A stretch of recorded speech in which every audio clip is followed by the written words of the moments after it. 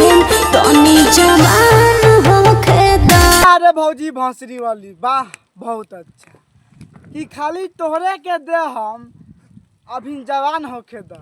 देखो तेरा भाई लोग केंती भौजी इतना बड़का हो गल 5-6 फीट के आ भौजी के हेता तो हो गल बा। भौजी कहती अभी हम जवान नहीं की पर ए भौजी कम बक्सोदी करा खुद के पेल देनु मुँह तो देबू तका हाल बा भाई। आज हम फिर से प्लाई कर बानी भोजपुरी गाना के तो भाई आज के वीडियो नु बहुते खान फाल बा। ऐसे कहल चाहते हैं वीडियो को पूरा देखो बहुत मजा आई। वीडियो बनाने के बस एक ही मकसद बा एक ही मकसद रहला आप सभी को दिल से हंसाने के लिए ना किसी को दिल को ठेस पहुंचाने के लिए। वीडियो को पूरा देखम आ देखला के बाद में भूल जाओ तो बिना कोनो लारो लहसुन के आज के वीडियो स्टार्ट करते हैं।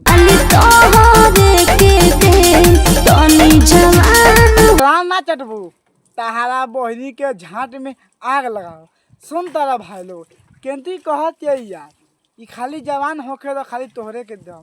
तोहनी बताओ भाई लोगन हर वीडियो गौर से देख आ तोहनी बताओ का भौजी जवान नहीं खे का भौजी पेलवाए के लायक नहीं खे का भौजी झाड़ छिले के लायक नहीं खे। अरे सब कुछ करे के लायक बिया लेकिन भौजी देवे के मन नहीं खे। वैसे भौजी ने भैया के फुसलावतिया ए भैया भौजी के बात मत आओ तू का हमरा के दे अपने पेलबा नु पता लग जाई भौजी जवान बिया कि लइका।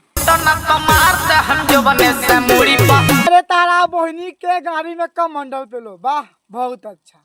हटा ना तो मार दे हम जोबने से मुड़ी पर। अब तू बताओ भाई लोगन भौजी के इतना बड़का जोबन हो गल बा कि भौजी जोबन से मुड़ी मैंने भौजी जोबन से मुड़िए पर मार दी भैया के हाथ तोर बही चो राण चटबू का मतलब ये कौन गाना है भाई।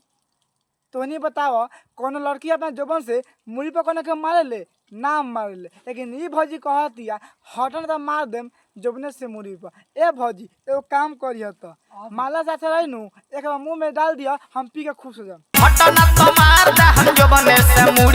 झाट ना छिलबू ताहार बहिन चोद जोबना से मुड़ी पर मरिया गाँव धोए के लू ना ना चलल बड़ी आ दिमाग खराब करता है। अरे भौजी हम झाट मत झोंका ठीक तो जोबना से मुड़ी पर मारला से एगो झाँटो ना उखड़ी आज जोबन से मार दिया। अरे मारे के बाद हाथ से मारना कि भैया के गाल लाल हो जाए तो जोबन से मारबे तो भैया के मजे आई दुख थोड़े होई बात समझ भौजी। जोबन लुक ना करेला हाथ लुक करेला। हाथ तर बहिन चोदो लार चटबू का। सुन तारा भाई लोग कितना भौजी बक्चोद बिया एगो बतिया के 3 बार कह दिलक कि हटना तो मार देम जोबने से मुड़ी पर। हम कितना बार कहल चाहतनी ये भौजी तू जोबन से मुड़ी पर मारबे नु एगो झाँटो ना उखड़ी।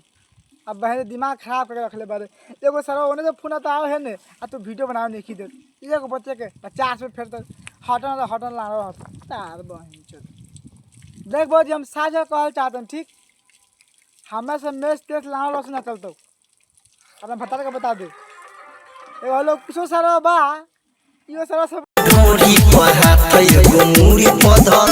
तोर बहन चो।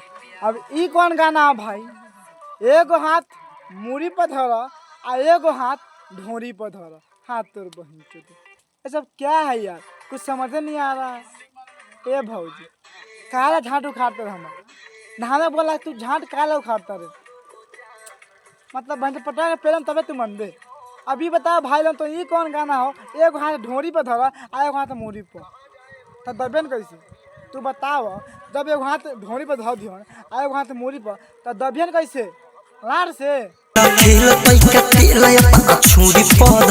अब सुनो खेला खेल आ तेल तैका छुरी पर धर मतलब भौजी कहे के मतलब भाई लोगन भौजी के पटा के पेल आ लंड में तेल लगा के भौजी के मार कि मन बा भौजी की। अरे भौजी कितना पनिया लिए यार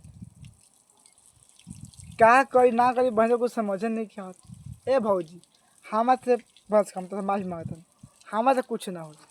हाँ है लो कुछ सारा बात देख ले और एक से मरवाई तो मरवा मरबे रे मरबे बोले सरवा ना मारी भाग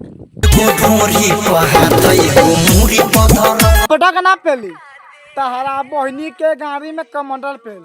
सुन तारा भाई लो फिर से कहतिया एगो हाथ ढोरी पर धर एगो हाथ मुड़ी पर। ए भौजी बस कर बकचोदी कूद के पेल देबे नु बाद में तारा भतार कही ए बहन कुछ ना।